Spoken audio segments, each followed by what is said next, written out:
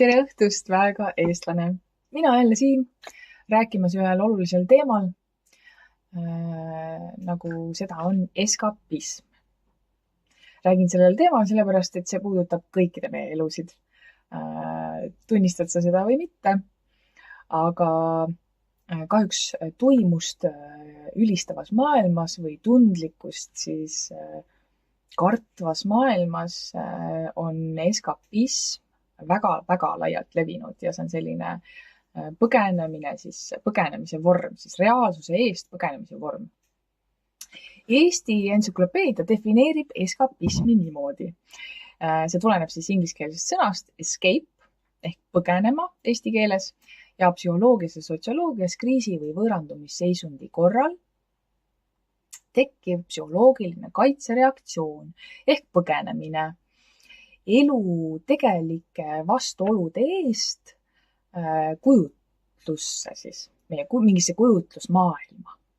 Et me siis justkui nagu loome mingisuguse fantaasiamaailma, sest et me ei tule toime sellega, mis praegu nagu reaalselt meie ees toimub. Ja see on väga laialt levinud siin ühiskonnas ja selle jaoks eskapism võtab siis erinevaid vorme, alustades igasugustest seadmetest, kõik, mis tekitab sõltuvust tegelikult. Üksugused ained, see võib olla ka igasugune ekstremism, et lähme nagu üle võlli, ja kasutame siis mingeid aineid või mingisuguseid tegevusi või ka inimesi selleks, et põgeneda reaalsuse eest. Ja et me ei taha kogeda seda, mis ma praegu kogen, et see on nagu mingi valu. Üldiselt on see mingi negatiivne või selline, mitte just kõige mõnusam tunne, mille eest me proovime põgeneda. Võib-olla mingi minevikus kogetud valu, mida me ei taha lõpuni tunda ja siis muudkui aga surume alla, et ei ole midagi ja muudkui aga jookseme ja tegelikult jookseme iseenda eest ära. Et me ei jooksegi mitte kellegi teise eest ära, vaid iseenda eest, oma hinge tee eest, et see, miks sa siia tulid, selle eest jookseme ära siis eskapismi kasutades. Sest eskapism siis on selline põgenemine üldiselt hõlmabki siis endast tuimestamist. Et siin maailmas, kus nagu ma mainisin, et tuimust ülistavas maailmas me siis kasutame erinevaid viise, kuidas siis vähem tunda ja siis lihtsalt kuidagi hommikust õhtuni katsuda hakkama saada selle eluga. Nii on korragi raske, nüüd siis veel tunne ka, kellele seda vaja on. Aga kui me ei tunne seda sisetunnet, mis ütleb meile, kuhu suunas vaja on liikuda ja kui me liigume meie jaoks mitte õiges suunas, tekitab meile ebamugava tunde. Kui me seda tunnet ei kuule, siis me läheme ikka peaga täpselt sinna võssa, kus me tegelikult ei taha minna. Meil ei ole vaja sinna minna, eks ole. Aga kui sa seda sisetunnet ei kuule, ikka sinna võssa kõnnid, siis see võsa sulle midagi õpetab ka. Tekitab veel ebamugavama olukorra. Et siis tegelikult ikkagi jälle nagu lükata sind tagasi sellesse kohta, kus sa hakkad kuulama oma sisetunnet.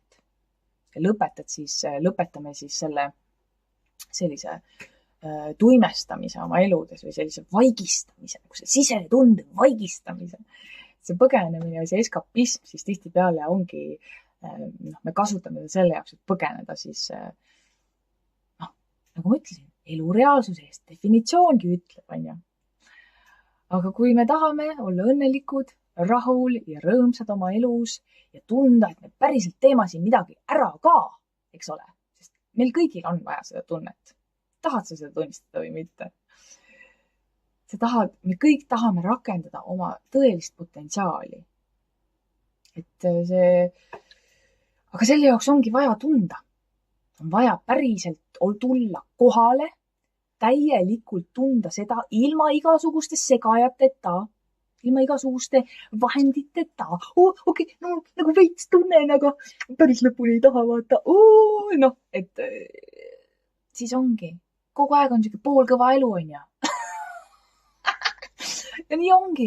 Et justkui nagu on, aga tunnet ei ole. Nagu kest on, sisu pole.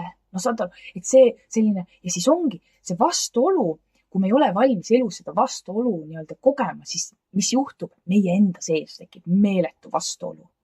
Meeletu vastuolu, sest me tegelikult ei liigu selles suunas, kus meil on vaja liikuda, eks ole. Me ei ole selles keskkonnas, kus meil on vaja olla selle jaoks, et oma kõige kõrgemat potentsiaali avastada ja arendada ja väljendada. Sest selle jaoks me siin olemegi. Sest kui me seda ei tee, no teate küll, mis dinosaurustega juhtus. Eks, noh, et ma ei tea, tahate välja surra? Põgenega edasi. Et sama ja ega ei ole, noh, selles mõttes, et ma räägin seda sama palju teile kui endale, on ju, sama palju endale kui teile.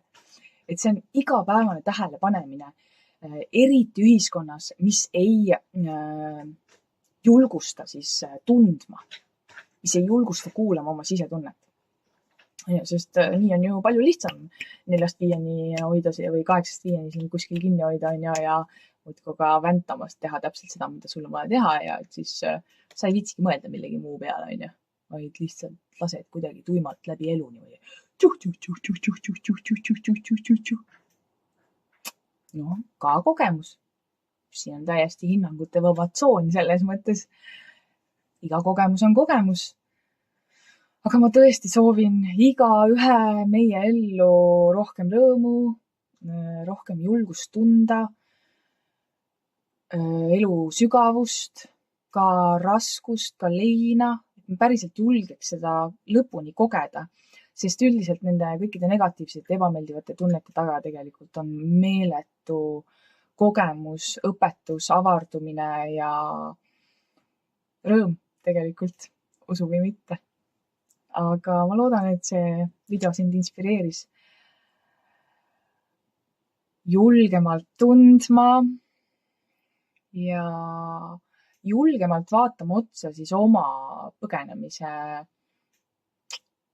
meetoditele või vahenditele, mida sa oma elus siis rakendad vähem või rohkem, et hoida seda tasakaalu. Ja hoida siis ennast kontaktis sellega, mis päriselt on, olla päriselt kohal ja liikuda sellel teel, milleks igaüks meist siia siis tuli. Väekat uut nädalat sulle ja ole hoitud.